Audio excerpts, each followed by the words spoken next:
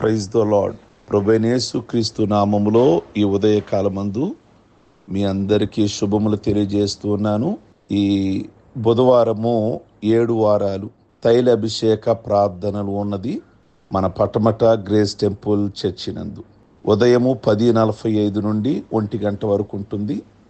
7 బుధవారాలు పాల్గొని ఎంతోమంది కుటుంబము సమస్యల నుండి విడుదల పొందుతున్నారు. మీరు కూడా పాల్గొనమని ప్రభు పేరట మీ అందరికీ తెలియజేస్తూ ఉన్నాను. మీరు మాత్రమే కాకుండా అనేకులకి ఈ మంచి వర్తమానము, ఈ శుభ సమాచారము అందరికీ కూడా తెలియచేయమని మనవి చేస్తూ ఉన్నాను. ఈ ఉదయకాలమందు నేను మొన్న మాట్లాడాను. క్రైస్తవుడు మొదటి కర్తవ్యము తిరిగి జన్మించాలి. రెండవ కర్తవ్యము దేవాలయానికి తప్పక వెళ్ళాలి. మూడవది క్రైస్తవుడికి ఉన్న కర్తవ్యం ఏమిటి అంటే ప్రతి దినము కూడా లేఖనములను పరిశోధించాలి. అపోస్తలుల కార్యము 17:11 పౌలును శీలయు చెప్పిన సంగతులు అలాగున్నవో లేవో అని ప్రతి దినమును లేఖనములు పరిశోధించుచూ వచ్చిరి. ఓ దినము పౌలు శీల ఇద్దరు మంచి దేవుని సేవకులు, వారిద్దరు బెరయ అనే ప్రాంతానికి వెళ్ళి దేవుని వాక్యమును ప్రబోధించారు.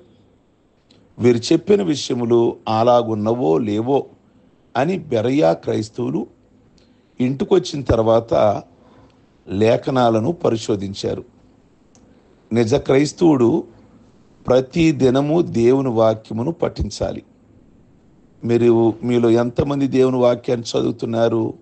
పరిశోధించాలి. బైబిలు దేవుని మనసు అని ఒక భక్తుడు అన్నాడు.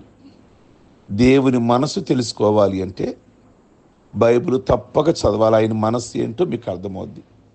ఎలా చదవాలి బైబిల్ని? రోజుకు ఒక అధ్యాయం చొప్పున. మీ ఇష్టం, సమయం ఉంటే ఎక్కువ అధ్యాయాలైనా మీరు చదువుకోవచ్చు. ఒక భక్తుడు అన్నాడు, బైబిల్ని ఎలా చదవాలి అంటే చేపను తినేటట్లుగా బైబిల్ చదవాలి అన్నాడు. చేపను తినేటప్పుడు మొండ్లు విడిచి మాంసమును మాత్రమే తింటాము. అలాగే బైబిల్ చదవాలి. మొండ్లు అంటే అర్థం కాని విషయాలు. బైబిల్ చదివేటప్పుడు మీలో కొంతమందికి కొన్ని విషయాలు అర్థం కావు. వాటిని ప్రక్కన పెట్టి అర్థం చేసుకోగలిగిన వాటిని అర్థం చేసుకుంటూ చదవాలి. అర్థం కాని విషయాలు ఉన్నాయి. మీ దైవ సేవకులు కలిసినప్పుడు వాటిని ప్రక్కన రాసుకొని మీరు అడిగితే వారు మీకు తెలియజేస్తారు. కనుక బైబిల్ని అలా చదవాలి. బైబిల్ని ఎలా చదవాలి అంటే మాంసం తిన్నట్లుగా తినాలి అన్నాడు ఒక ఆయన. అంటే ఎముకలను ప్రక్కన పెట్టాలి. ఇక్కడ కూడా అర్థం అదే. అర్థం కాని విషయాలు అని భావం. ఒక క్రైస్తవ డాక్టరు చెప్పేవాడు, రోజు ఒక యాపిల్ తినండి, డాక్టర్కు మీరు దూరంగా ఉంటారు. అంటే ఏ అనారోగ్యం మీ దగ్గరికి రాదు అని దీని భావం.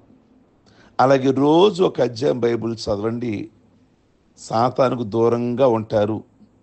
దేవుని వాక్యం చదివేవారు పాపానికి దూరంగా ఉంటారని దీని అర్థం.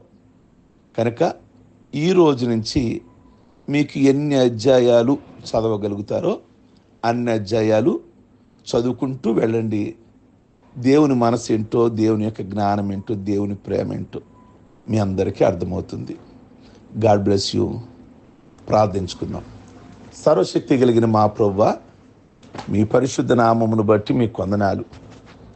క్రైస్తవుడు ఉండవలసినటువంటి కర్తవ్యాలు ఏంటి అన్న దాని మీద మీరు మాతో మాట్లాడిన విధానమును బట్టి మీకు స్తోత్రం. బైబిల్ చదివే విధానమును బట్టి మీకు వందనాలు.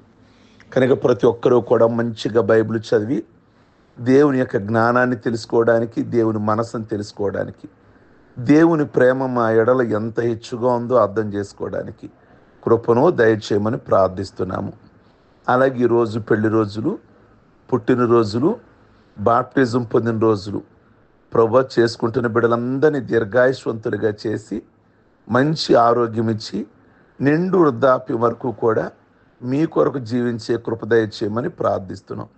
అలాగే ఈరోజు తైలాభిషేక స్వస్థత ప్రార్థన, అనేకులుగా పాల్గొని అనేకమైన దీవెనలు వారు పొందుకోవడానికి వారి ప్రతి మొండి సమస్యల నుంచి విడుదల దయచేయండి ప్రభువా. ఈ బుధవార ప్రార్థనల ద్వారా ఎంతోమంది వివాహాలు జరగడానికి, ఎంతోమందికి సంతానం కలగడానికి, ఎంతోమంది మరణకరమైన రోగము నుండి విడుదల కలగడానికి, ఆర్థికంగా కూడా మేలు చేశారు, కోర్టు సమస్య నుంచి విడుదలిచ్చారు కనుక మీ బిడ్డలు కూడా అనేకులుగా పాల్గొని ఈ యొక్క బుధవార ప్రార్థన ద్వారా అనేకులకు ఆశీర్వదకరంగా ఉంచి మీ నామమునకు మహిమ తెచ్చుకోమని యేసు పరిశుద్ధ నామములు అడిగి వేడుకొంచున్నాం తండ్రి. ఆమెన్. God bless you. మీ అందరికీ ఈ ఉదయకాలం మందు